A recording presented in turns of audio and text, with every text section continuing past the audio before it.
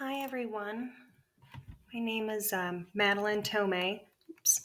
And the focus of my final project will be on the coniferous and hardwood forest ecosystems located in Mackinac Island State Park on Mackinac Island, Michigan.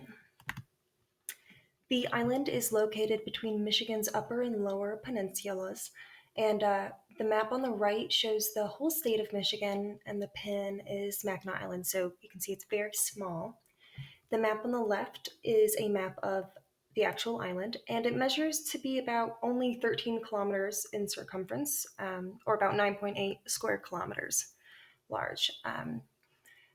Mackinac Island State Park makes up for about 80% of the entire island, and that measures at about 7.3 square kilometers. And it has been a part of the island ever since the year 1895. So, because the island is so small and it's so fragile, there's a law on the island that bans any type of automotive vehicle on its land, and the only way that you can get around on the island is either through bicycle or a horse-drawn carriage or a horse, and that's kind of it brings people there in tourism. It's kind of the allure of the island. But despite this law, it still faces, even though there's no cars, it still faces a lot of ecological stressors and anthropogenic disturbances from the amount of tourism that takes place basically year round. And this threatens the native wildlife and vegetation.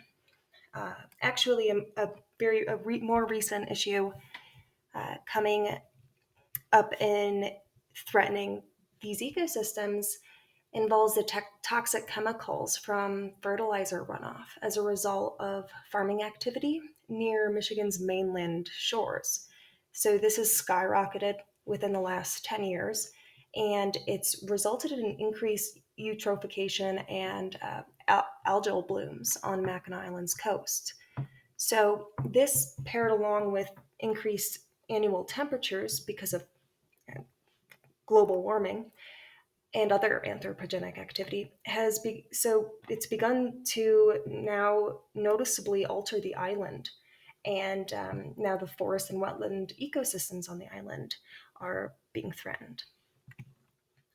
So the climate and topography of the island, the mean annual precipitation is 711 to 838 millimeters per year, and so that gives it a Utic moisture regime.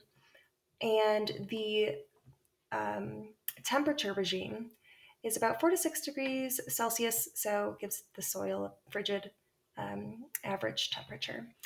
The island is located about 173 meters above sea level, and the soil on the island is a silt, loamy soil. It's very fertile, and the soil and vegetation are heavily influenced by the lakes and the nutrient rich water and the average annual precipitation, which is quite high. The parent material on the island of rock is limestone, and the island is very warm, humid summers and very thickly forested. So that forested vegetation includes coniferous trees on the outer rim of the island and deciduous hardwood trees more in the central portion of the island. And those coniferous trees include balsam fir, white spruce, and some of the more hardwood trees are like sugar maple and red oak. The shrubs and forbs and graminoids that make up the island include buffalo berry and red osier dogwood, and this is a picture of the pink flower. It's a Pipsissewa flower. It's got a lot of medicinal purposes. And the island also has the Calypso orchid on it, which I think is an awesome flower. Some of the wildlife that exists on the island includes lots of birds, lots of sparrows and swallows and ducks and seagulls.